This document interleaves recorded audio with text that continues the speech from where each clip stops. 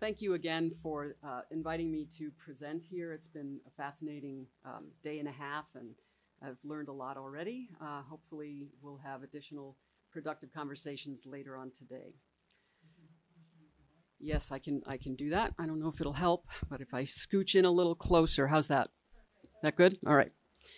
Martial ensembles in mortuary contexts are one of the characteristic features of the initial phase of the La Tène period, as I don't need to be telling anyone here, obviously. Helmets, swords, and personal ornament decorated in the elaborate vegetal style have traditionally been interpreted as representing the movement of male warriors across the Alps from Germany and France into Italy and even as far as Greece. The assumption has been that this movement was largely out of the La Tène core area and into the Mediterranean world via a complex of mountain passes south across the Alps into northern Italy and east across the Danube corridor,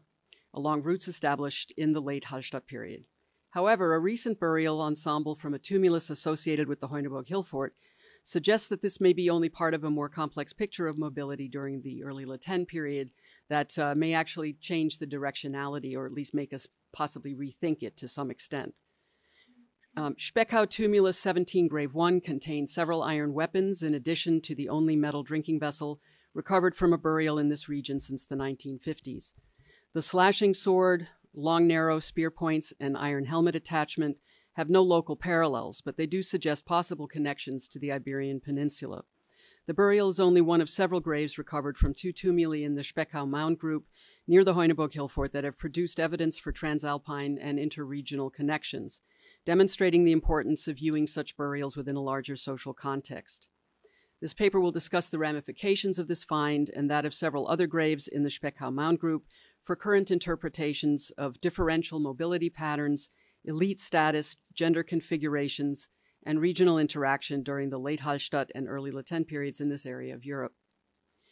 One of the challenges to understanding mobility in past societies is the fact that the methods applied and the scale at which analyses of archaeological evidence are carried out significantly impact the extent to which different kinds of movement are visible to us in the present.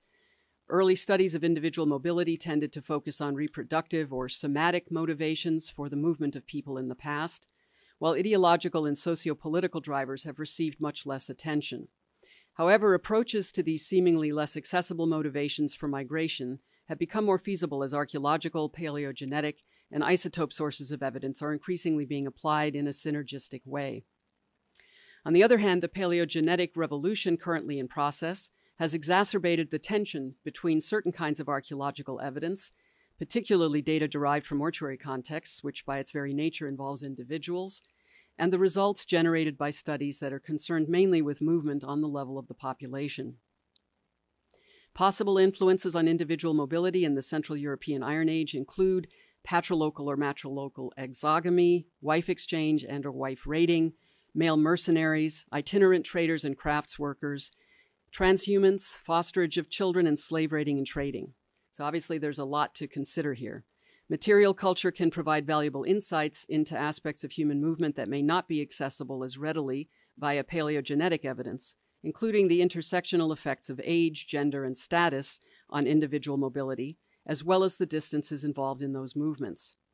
Archaeological approaches can serve as a counterpoint to the picture produced by large-scale paleogenetic migration data, for example, by revealing the impact on regional and extra-regional developments of gender-specific small-scale movements due to mechanisms such as exogamy.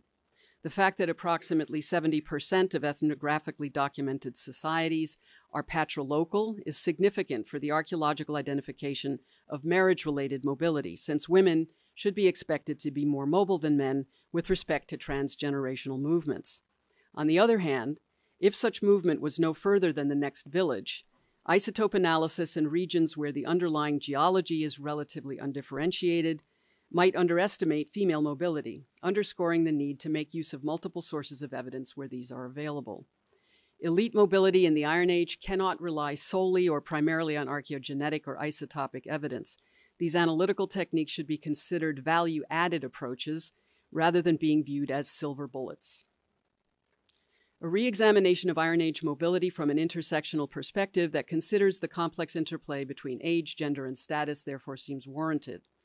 Age in particular has recently been garnering more attention as a complex linked variable in Iron Age mortuary practices, as reflected in the tumulus burials of Hallstatt D1 through Hallstatt D3 in regional studies in areas such as southwest Germany, for example, where subadults represent a small percentage of the interments and generally contain above-average grave goods. Not only did ascribed status play a role in the inclusion of subadults in tumuli in this region, the absence of weapons in such graves and the symmetrical distribution of arm rings and large quantities of beads made of prophylactic materials, such as amber, jet, or glass, combined to suggest the existence of a pre-male gender category in this society. This could be tested by systematically analyzing skeletal remains of subadults where sequenceable DNA is preserved. If it could be confirmed that some of these apparently female burials are those of subadult males, it would have major ramifications for our understanding of the gender ideology of this society, and potentially for our understanding of residence patterns and mobility as well.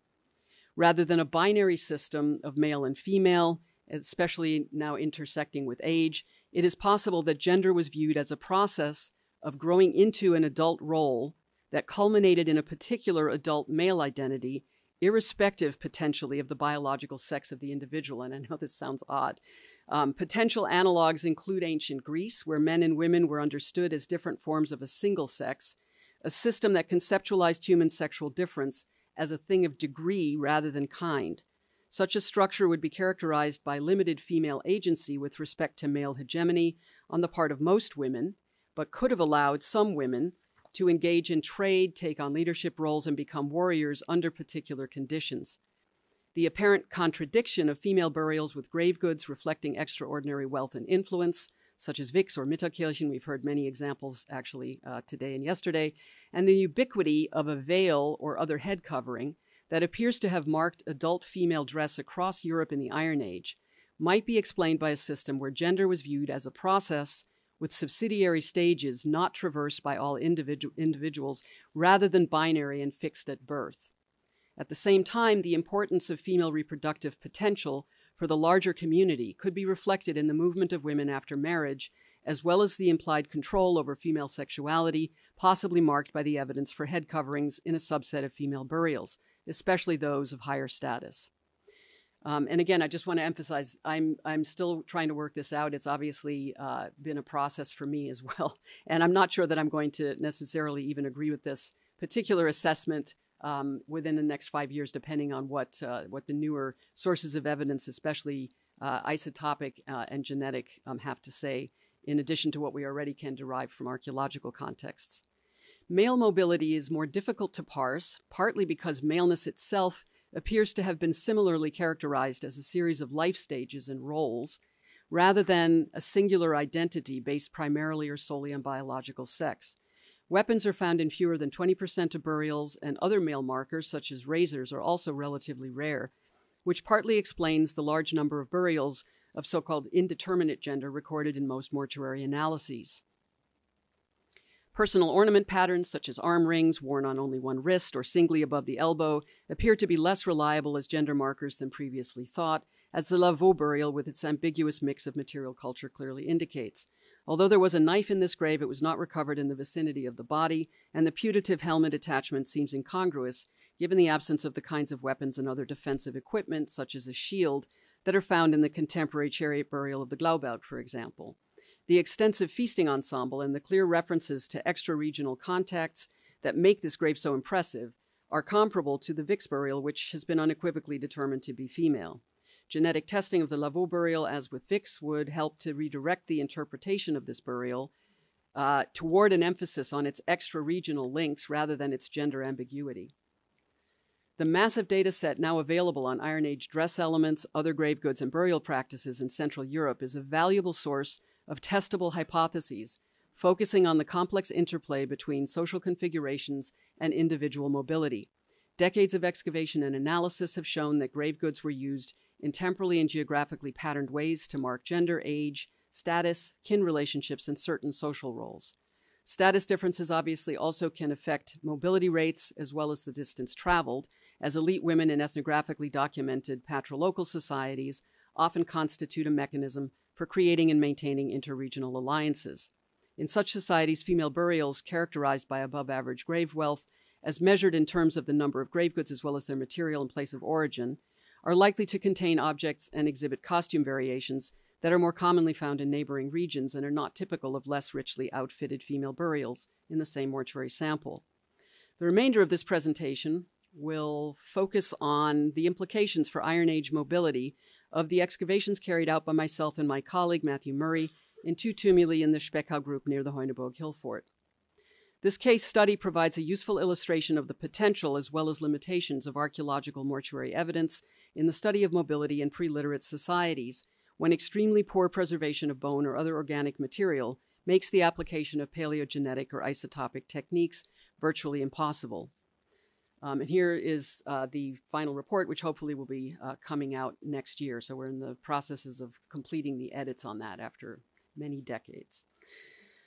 Fortunately, the acidic soil conditions in the Speckhau mound group, so inimical to preserving skeletal remains, favored the preservation of other kinds of organic material and allowed fragile bronze and iron objects placed on or near the vanished bodies to be removed en bloc and subjected to CAT scan analysis. This in turn has revealed new details about the construction and production of some of these objects that has allowed us to identify extra-regional contacts based on an intersectional combination of age, gender, status, and role. Analysis of the burials in tumuli 17 and 18 of the Speckhau mound group west of the Heuneburg Hill Fort has revealed evidence of several forms of mobility. Local and chain migration between the western Black Forest and the upper Danube is suggested by a group of burials in tumulus 18 with very similar assemblages, while longer distance connections are reflected in 2 high-status female burials and a male grave with grave goods consistent with a long-distance migrant. When in-married women lobby to pull sisters' and brothers' daughters into the clans where they have already married, the resulting gender-specific chain migration may be reflected in particular types of ornament assemblages, like those seen in Speckhau tumuli 17 and 18. Close links to the neighboring Black Forest region are reflected in the head ornament and elaborately decorated leather belts with bronze staples found in more than 50% of the female burials in the Speckhau mounds. The Magdalenenberg megamound in Villingen, with over 130 burials, contains numerous well-preserved female skeletons whose ornament assemblages resemble those in the Speckhau mounds in number, style, and distribution on the body. A recent isotope study of faunal remains from the Heuneburg Hill Fort has revealed that a significant percentage of the pig bones recovered from the site were raised in the Black Forest region, and either the meat or more likely the animals were transported 100 kilometers east to be consumed at feasts on the banks of the Danube River. It's tempting to view the close similarity of female ornament in the burials of the Magdalenenberg tumulus on the eastern edge of the Black Forest to those in the Speckhau mounds as evidence of exogamous movement of women, possibly including dowry herds of pigs raised in their natal villages. 2 of the 7 burials with female ornament in tumulus 18 reflect extra-regional connections that might reflect strategic marriage or fosterage. Graves 17 and 13 both contain bronze neck rings, a marker of high status throughout Central Europe at this time. In addition to elaborate head ornament consisting of 10 strap rings with 2 amber pendants hanging from the final ring on each side of the head, Grave 17 was outfitted with a tremolo-decorated bronze belt plate, as well as bow fibulae with swallowtail feet from northern Italy. Grave 13, probably a subadult based on the small chamber size and the diameter of the bronze annular bracelets in this grave, also contained an amber bead, a large yellow and green-black bead, both imported, and numerous beads of black stone, which we've already heard about today from Del Cause's presentation, a jet-like material from the Kimmeridge Oil Shale Formation in Dorset, England. The high-status female burial in the Bettelbühl obviously also contained black stone lathe-turned arm rings, and I believe there was some raw material found on the hill fort as well, if that's correct. Given the fact that staple-decorated belts and head ornament in combination tend to occur in burials with above-average numbers of imported objects, like the fibulae and amber pendants in tumulus 18, grave 17, it would be useful to target these burials for isotope analysis when sufficient skeletal material is present to test the hypothesis that elite women were more likely to move transregionally in marriage. In other words, what I'm suggesting is that the women with the head ornament and the belts may very well have also been the ones that had the higher degree of mobility, and that's something that we can't test against our graves, but could be tested in other contexts. Technical and materials analysis of objects like the bronze belt plate with tremolo decoration from that same burial, as well as other objects that appear to suggest transalpine connections, might also provide insight into whether some of these objects were being produced locally. At present, mobility models based on exotic objects are still largely dependent on stylistic similarities that should be tested rather than accepted uncritically. And again, Delkrause's presentation of the gold objects in the Bettelbühl group that were clearly produced on site and not imported is a good example of how a closer analysis on a technical level of some of these pieces would be well worth doing. An especially complex case is represented by the individual buried in Speckhau Tumulus 17, Grave 1. Yes, I am going to talk about the warrior now,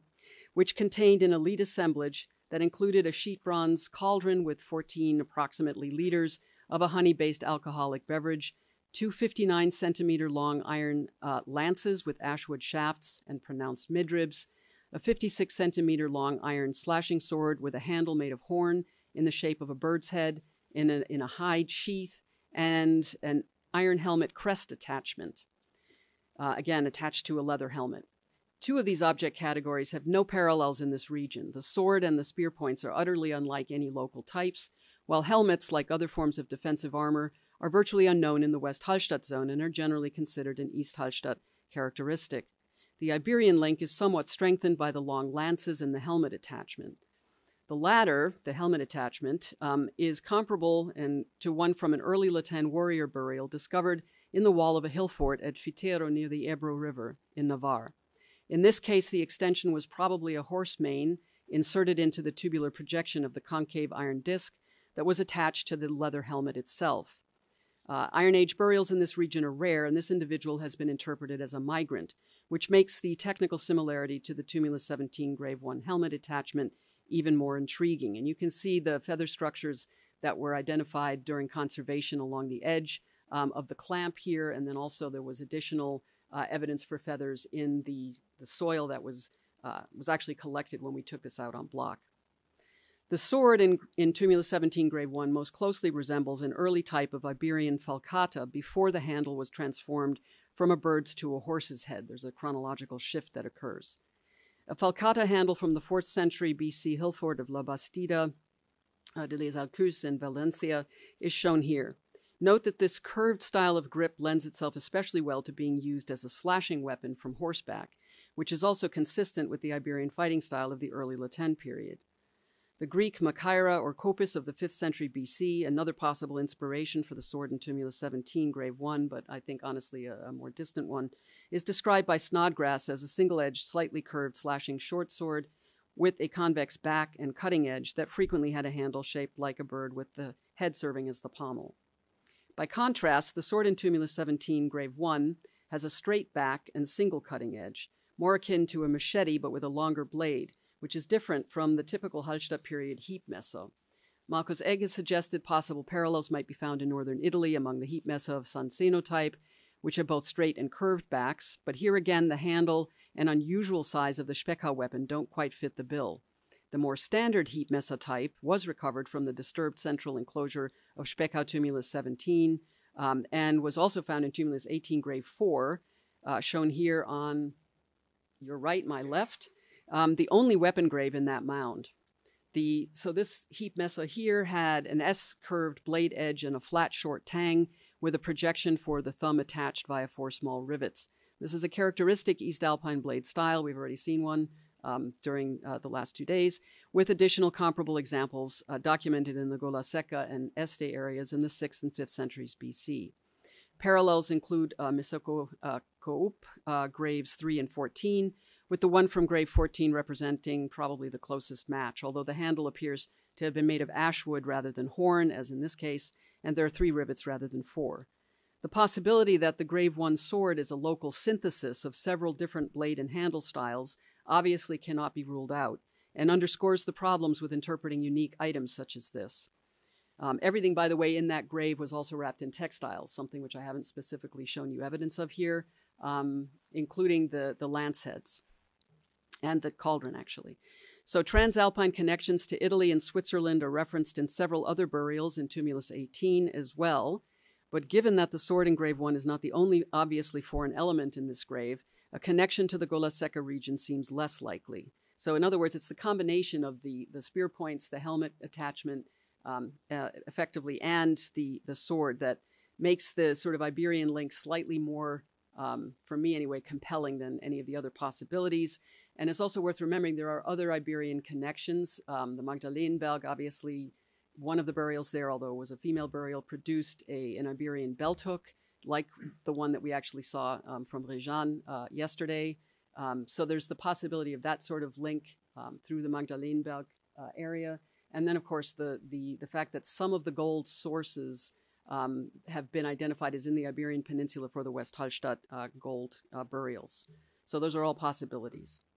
In contrast to the weapons, the bronze cauldron in Grave 1 is of a type found in two contemporary burials closer to the Heuneburg Hill Fort that date to around 450 BC. And the pattern of burial, which you can see here, with the lances lying across what would have been the left shoulder and the sword parallel to the right side of the body,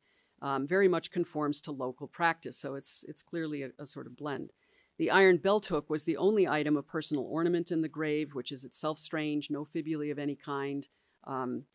And a CAT scan revealed a twisted filament of metallic thread meandering across the metal surface in a geometric pattern stitched on a belt made of organic material. Again, it's not clear if it's leather. It may be. It's tempting to interpret this individual as an actual incomer whose weapons were personal possessions, especially because the grave dates to the transition between the late Hallstatt and early La Tène periods, when male mobility was on the increase in regions known to have been in contact with the Upper Danube during the early Iron Age, including northern Italy. However, that movement was north to south, as we've heard a lot about in the last 2 days, whereas Tumulus 17, Grave 1, may represent either return migration from south to north, or from west to east, which is definitely a less common trajectory. And there's also the possibility that we are dealing here with an actual immigrant from one of these regions. Skeletal material for isotope testing would have been lovely, but given the circumstances, it's likely that this individual's movements will remain a mystery.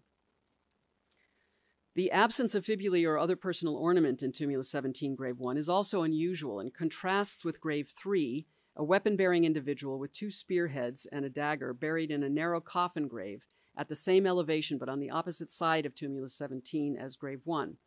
Unlike Grave 1, this burial has a direct parallel in the Tumulus cemetery of Hegnach, where fibulae of comparable date, and those are shown, whoops, over here on my right, where fibulae of comparable date and number, a dagger of the same Hallstatt D3 type, a bronze upper arm ring, and the base of a ceramic cup. We have an intact version in the burial from Tumulus 17 were recovered.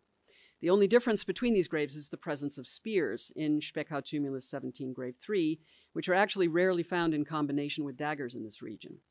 Also worth noting is that while Tumulus 17, Grave 1, contained a bronze cauldron with an alcoholic beverage in it, no cups or drinking horns made of inorganic material or decorated with metal appear to have been present, while Grave 3 contains only a drinking cup. Although contemporaneity cannot be proved and should not be assumed, the juxtaposition of these two burials is noteworthy. One contained mostly foreign elements, the other only one fibula that might reflect connections outside the region, a sanguisuga type whose extremely small size is itself unusual, and you should be able to see that in that corner right there. I think it's either the smallest or the second smallest fibula that's been discovered from burials of this type in the region. The fact that the central enclosure of this tumulus also included 2 spearheads for a total of 6 in this mound, while the nearby contemporary and comparably sized Tumulus 18 contained only a single weapon-bearing individual with a dagger, the one that we saw earlier, the Hiebmesser, and no spears among its 17 burials further underscores the unusual nature of this mound as well as the graves within it. This is definitely an argument for additional exploration of mounds in the 20-meter diameter category in the Heuneburg vicinity, which present a much more complex picture of individual and group connections outside the region than has previously been assumed. One hypothesis that has not so far been proposed is that as a result of extra-regional contact and the concomitant movement of male mercenaries during the early La Tène period, to which the Tumulus 17 sword and cauldron grave may belong, West Central European residence patterns in some regions could have oscillated between patrilocal and matrilocal residence. A cross-cultural analysis of the relationship between trade and matrilineality and matrilocality carried out by Peter Peregrine,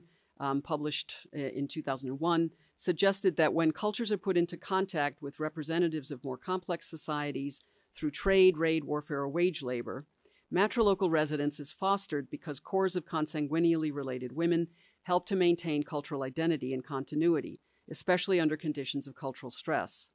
Peregrine concludes that matrilineal forms of residence and descent are in some cases linked to the absence of males from base communities, something that appears to have been occurring during the early La Tène period in some parts of Central Europe.